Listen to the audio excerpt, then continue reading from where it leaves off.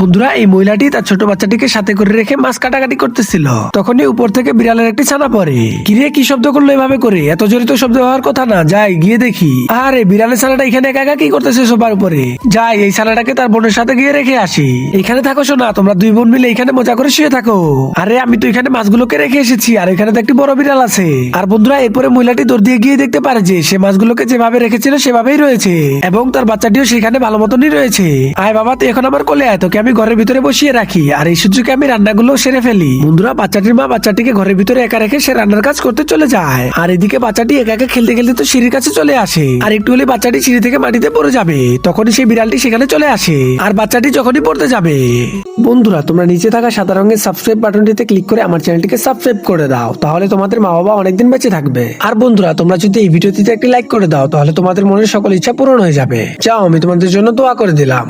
বন্ধুরা এরপর বাচ্চাটি যখনই নিচে পড়তে যাবে, তখনই বিড়ালটি তার বাসার মালিককে ডাকতে থাকে, আর এর ভিতরে মহিলাটি গিয়ে তার বাচ্চাটিকে বাঁচিয়ে দেয়। বন্ধুরা এরকম বিড়াল তোমাদের কার কার বাসায় আছে কমেন্ট করে জানাও।